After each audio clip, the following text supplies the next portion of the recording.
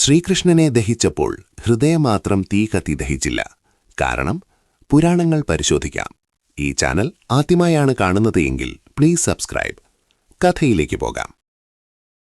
ഈ ഭൂമിയിൽ അവതരിച്ച ഒരു ദൈവം ജനിച്ചതുപോലെ മരിച്ചോ, അല്ലെങ്കിൽ ലീല അവസാനിപ്പിച്ച് മടങ്ങിയോ?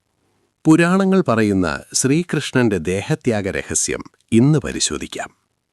യാദവനാശവും കാലത്തിന്റെ തീരുമാനം. മഹാഭാരത യുദ്ധത്തിനു ശേഷം യാദവ വംശം തന്റെ അവസാനത്തിലേക്ക് നീങ്ങി. മൗസലപർവം പറയുന്നു, യാദവർ തമ്മിലുള്ള കലഹം കാലത്തിന്റെ നിയമമായിരുന്നു.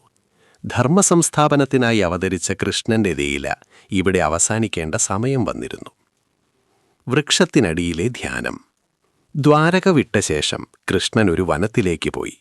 വൃക്ഷത്തിനടിയിൽ ധ്യാനത്തിൽ ലയിച്ചിരുന്ന അവനെ ദൂരത്തുനിന്ന് കണ്ട ജര എന്ന വേട്ടക്കാരൻ മാനെന്ന് തെറ്റിദ്ധരിച്ച് ഒരമ്പെറിഞ്ഞു. അമ്പ് തൂങ്ങിയത് കൃഷ്ണന്റെ കാൽവിരലിൽ. മരണമല്ല, ദേഹത്യാഗം. പുരാണങ്ങൾ വ്യക്തമായി പറയുന്നു, ശ്രീകൃഷ്ണൻ മരിച്ചില്ല, അവൻ ദേഹം ഉപേക്ഷിച്ചു. ഭാഗവത പുരാണം പറയുന്നു, ഭഗവാൻ കൃഷ്ണൻ തന്റെ ഭൗതികദേഹം വിട്ട് സ്വന്തമായ നിത്യപരമധാമത്തിലേക്ക് പ്രവേശിച്ചു. അതൊരു മനുഷ്യന്റെ മരണമല്ല, ഒരു ദൈവത്തിന്റെ ലീല സമാപ്തിയായിരുന്നു. ദേഹം ദഹിപ്പിച്ചപ്പോൾ സംഭവിച്ചത്. കൃഷ്ണന്റെ ദേഹം ദഹിപ്പിക്കാൻ ശ്രമിച്ചപ്പോൾ അത്ഭുതകരമായ ഒരു കാര്യം സംഭവിച്ചു. ശരീരം കത്തിയില്ല, പക്ഷേ ഹൃദയം മാത്രം അവശേഷിച്ചു. ഈ ഹൃദയം ദൈവികമായ ഒരു രഹസ്യമായി ഭൂമിയിൽ തുടരുകയായിരുന്നു. ജഗന്നാഥൻ എന്ന നിത്യസാന്നിധ്യം.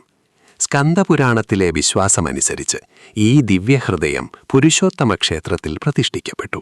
അവിടെ കൃഷ്ണൻ ഇനി ജഗന്നാഥസ്വാമിയായി ലോകത്തെ കാത്തുനിൽക്കുന്നു. ലീല അവസാനിച്ചാലും സാന്നിധ്യം അവസാനിക്കുന്നില്ല. പുരാണങ്ങൾ നൽകുന്ന സന്ദേശം.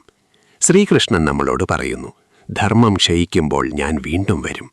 ദൈവം ജനിക്കുന്നില്ല, മരിക്കുന്നില്ല, അവൻ കാലത്തിനുമപ്പുറം നിലകൊള്ളുന്നു.